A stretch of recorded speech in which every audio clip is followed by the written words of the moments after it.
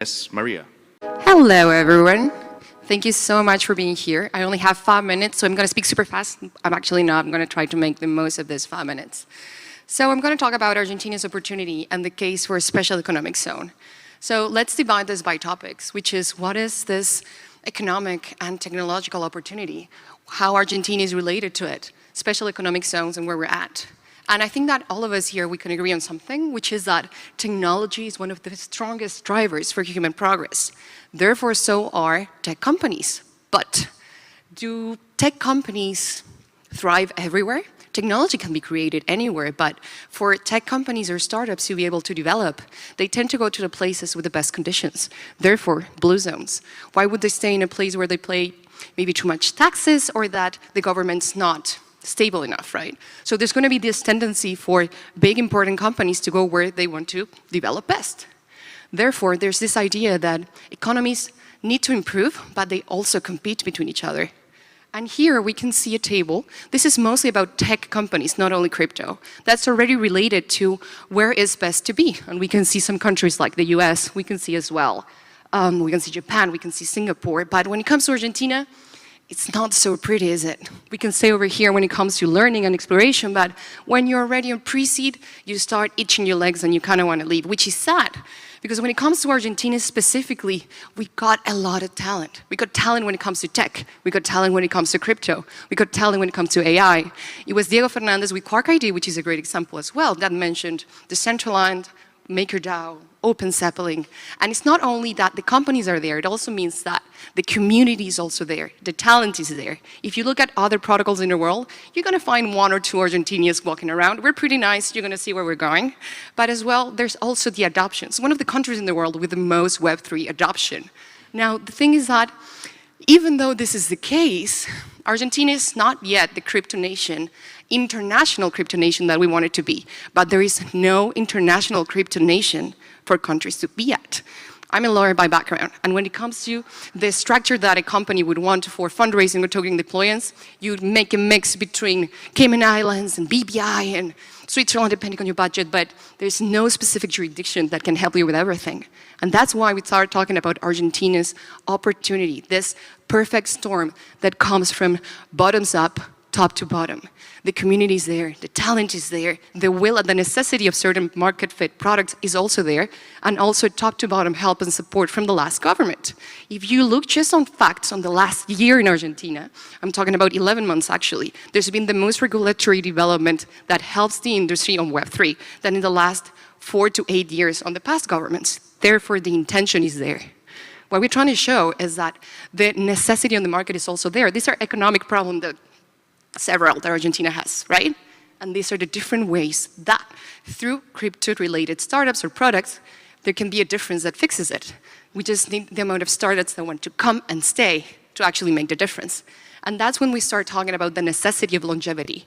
Therefore, a special economic zone that can help this happen. Because even though different jurisdictions in the world have had their own way of trying to make nice little environments for development, none has been the top of all of them. And we have seen through history, because special economic zones are not new, that there are different ways of changing your economy from scratch. Therefore, we want to provide longevity. We want to give the top support for businesses, many times supported by common law as well, for the attraction and retention, especially retention as an Argentinian, for talent and investment, right? Therefore, there are different ways that we can do this. Either we do nothing and we just stay and we just look at everything burn. I know that more than one people here must be a nihilist, but let's try to avoid this option. Or we just change a bunch of laws. This takes time, this takes effort. People don't really trust there's going to be change. Or maybe you just change a bunch, you make it more globally friendly. But the amount of difference and benefits that you could have with the special economic zone, which we're working on for the creation, is a very different kind of flavor that you would give it because the benefits are different. What we're trying to show over here through Crecimiento, which is the entity that we work with, is to provide Argentina for an opportunity, not only for Argentinians, but for the world, to become the crypto hub for Web3 startups to be able to not only develop, but thrive. Therefore, we're already working on a regulatory sandbox, public affairs with government and regulators, and the creation of the special economic zone. So please, This is us. This was only 5 minutes. I still have got 13 seconds left, so I'm very proud of myself. I hope you guys got to understand everything that I was saying. And we still have got 2 more minutes. Meanwhile, if you guys want to connect, please feel free.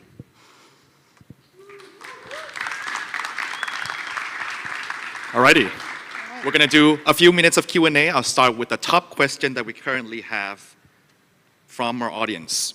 What stage is Argentina's SEZ? What will be the incentive for startups to relocate there? So its stage is the following. Currently, Argentina's legal framework does not allocate for the creation of special economic zones.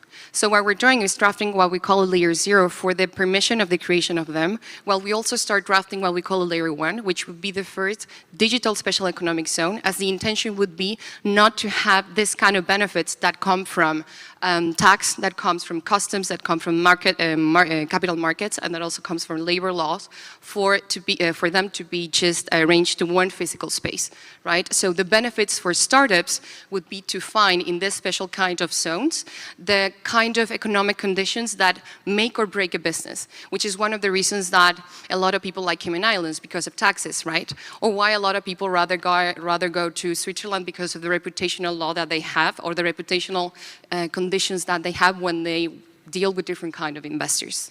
All right. What trade agreements or partnerships are in place that could benefit tech companies operating in the zone? Trade agreements. Oh, okay. So in this particular page, there is 2 different kind of views that you could have. From a national perspective and from an international or business perspective. From a national perspective, what we're doing is working with Congress, working with the federal states in Argentina, therefore for them to understand what we're doing and what we're trying to do.